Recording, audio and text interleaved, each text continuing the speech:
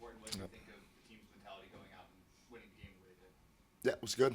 Yeah, it was good. I mean, they had the 1 3-on-2 early, which was a good chance. We needed a good save. But I thought outside of that, we, forechecked and backchecked, did all the work type things that we've been, doing pretty consistently lately. How important is it to have a less stressful game here? 6 games in 9 nights. Yeah, Not a breather. right. But it wasn't.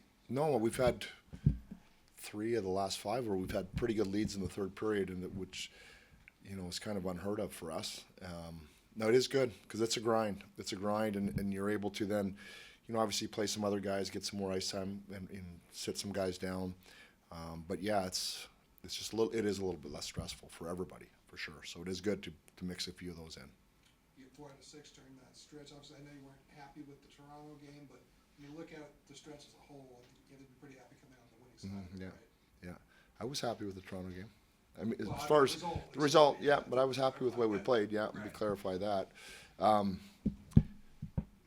Yeah, no, that's a good stretch. I mean, Colorado was tough. I know St. Louis beat them in there. That was a tough game. I didn't like our game. I didn't like our legs, like the Toronto. So there's not too much to complain about. You measure Adrian Kempe by a lot more than just his goals, but to see him get 30 again, third time in 4 seasons, what's it like to just kind of know that he's automatic for that number for you guys? Yeah, hard to do. 42 years ago, right? I think my first year here, he had 40. Yeah, you start putting seasons like that together in a row. You start to become one of the elite goal scorers in the league, and it was probably a long time coming. You guys seen him, progress and mature, but yeah, I think right now, people around the league know that he's one of those elite type goal scorers, and good on him. How happy are you with the progression of Kuzmenko in the last week or two? Yeah, he's played really well. I thought it helps when you score points. We've talked about this for yourself personally, and I think, as much as he was contributing in a lot of different ways. And by the way, now do you see him back checking out there right now? It's unbelievable. It's great. We've asked him, for the most part, just do your thing. But around here, we want you to come back hard through the middle, and we notice it 2-3 times a game. It's Kuzi coming back, so that speaks to just where he's bought in, to everybody else's work ethic and playing without the puck. And he's as equally as dynamic as our top guys out there. He's one of those guys now, which is really important for us. It was a great acquisition by our management, just a great acquisition. Phil Gold's now up to a career high 22 goals this season. You've said at different points throughout the year, you had a feeling you'd get offense from him. What gave you confidence that he'd be able to really produce for you? Well, I mean, he's another guy that came in the league and he checked, and he's a worker and a forechecker. But if you look at his goal totals and you look at last year, and I went back and certainly looked at all his goals in his career, and it just seemed like last year he started to score some,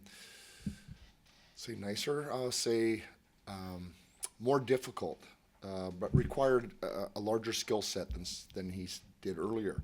And I think we've seen that now. I think he's got a good shot. I think he can get into places with his edges. Not afraid to go to the net. Of course, that's how he's going to get most of them. But you can just see he's just. It takes some time to get really comfortable in the league and in a goal-scoring role. So I think we'll continue to see that going forward. Already 27 wins at home this season. Why do you think you guys have been so good here?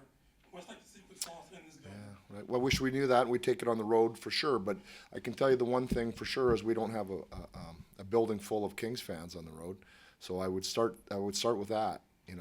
Tonight the place got rocking, and again, didn't it? And Kempe's goal, we haven't talked about the play that Kuzmenko and Gavrikov made, but that's as nice a goal as you'll see as far as 3 people involved.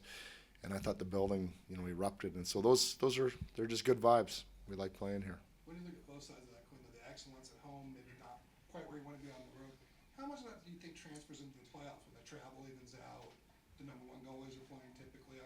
You don't have the circumstantial stuff of those 2 games. Yeah, I hope it cancels right out, right? It's going to need to.